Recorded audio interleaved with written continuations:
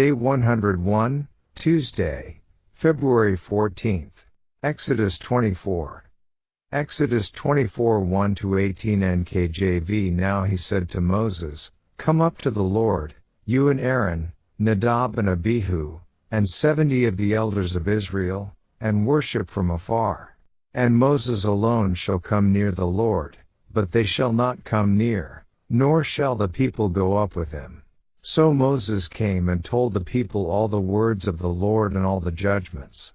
And all the people answered with one voice and said, "All the words which the Lord has said we will do."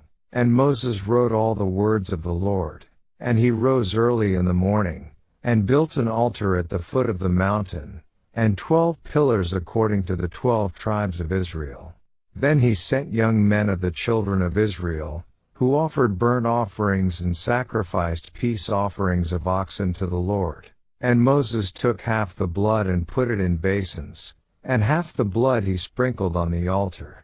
Then he took the book of the covenant and read in the hearing of the people. And they said, "All that the Lord has said we will do, and be obedient." And Moses took the blood, sprinkled it on the people, and said, "This is the blood of the covenant which the Lord has made with you according to all these words." Then Moses went up, also Aaron, Nadab, and Abihu, and 70 of the elders of Israel, and they saw the God of Israel. And there was under his feet as it were a paved work of sapphire stone, and it was like the very heavens in its clarity. But on the nobles of the children of Israel he did not lay his hand. So they saw God, and they ate and drank. Then the Lord said to Moses, "Come up to me on the mountain and be there, and I will give you tablets of stone, and the law and commandments which I have written, that you may teach them." So Moses arose with his assistant Joshua, and Moses went up to the mountain of God. And he said to the elders, "Wait here for us until we come back to you. Indeed, Aaron and Hur are with you. If any man has a difficulty, let him go to them." Then Moses went up into the mountain, and a cloud covered the mountain. Now the glory of the Lord rested on Mount Sinai, and the cloud covered it 6 days. And on the 7th day he called to Moses out of the midst of the cloud. The sight of the glory of the Lord was like a consuming fire on the top of the mountain in the eyes of the children of Israel. So Moses went into the midst of the cloud and went up into the mountain. And Moses was on the mountain 40 days and 40 nights. Daily Deep Dive. Verse 1, from the UCG Reading Plan. God's command in verses 1-2 of this chapter, it should be understood, are not acted on until verse 9, when Joshua, Aaron, Nadab, Abihu and 70 of the elders of Israel are allowed to go part of the way up the mountain with Moses to worship God apart from the congregation. Yet only Moses is allowed to come close to God. Indeed, the implication of verse 11, that God did not touch any of the nobles, i.e. the elders, seems to be that he did touch Moses. Here, the elders apparently saw a manifestation of God in the person of the pre-incarnate Jesus Christ. It seems that they were also given a vision of the very throne of God. The sapphire is used in other scriptures to describe God's throne, Ezekiel 1:26, Ezekiel 10:1. Moses then goes with Joshua up into the mountain, leaving Joshua below him at some distance. And he was on the mountain with God for 40 days and 40 nights. And, verse 3, from the UCG Reading Plan. It was, no doubt, quite a task to put into writing the words that God spoke to Moses. These writings were written as a part of a book called the Book of the Covenant, or, in other places, the Book of the Law.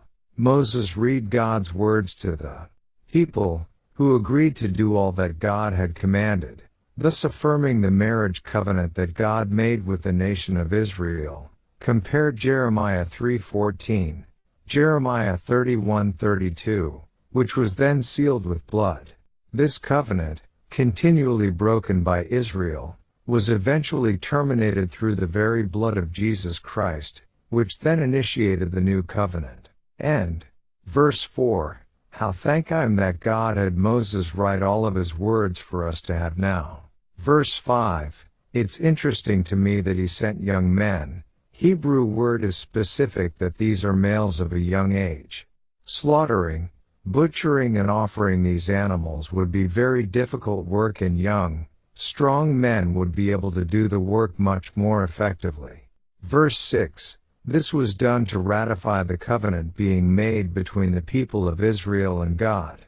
Verse 7, here's an excerpt from the Adam Clarke commentary on this verse, the writing containing the laws mentioned in the 3 preceding chapters.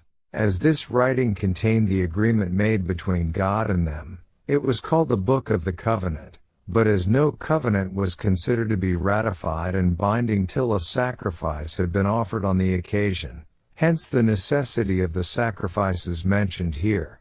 Half of the blood being sprinkled on the altar, and half of it sprinkled on the people, showed that both God and they were mutually bound by this covenant. And, verse 9, Adam Clarke's commentary states, the 70 elders, who were representatives of the whole congregation, were chosen to witness the manifestation of God, that they might be satisfied of the truth of the revelation which he had made of himself and of his will. And on this occasion it was necessary that the people also should be favored with a sight of the glory of God. Verse 10, this must have been an impressive and gorgeous sight. JFB commentary states, one of the most valuable and lustrous of the precious gems, of a sky blue or light azure color and frequently chosen to describe the throne of God. See as_1:26, as_10:1. Verse 11, what an amazing honor for these elders to be able to eat and drink, feast, with the Word, the pre-incarnate Jesus Christ. What a special event, a type of wedding feast. Verse 18, here is the first example of a human fasting 40 days and 40 nights. Later Elijah and Jesus Christ would do the same. This is only possible from everything I understand by a miracle from God. At the end of this 40 days and nights of fasting, Moses was prepared to receive the tablets with the 10 Commandments from God. See Deuteronomy 9:11.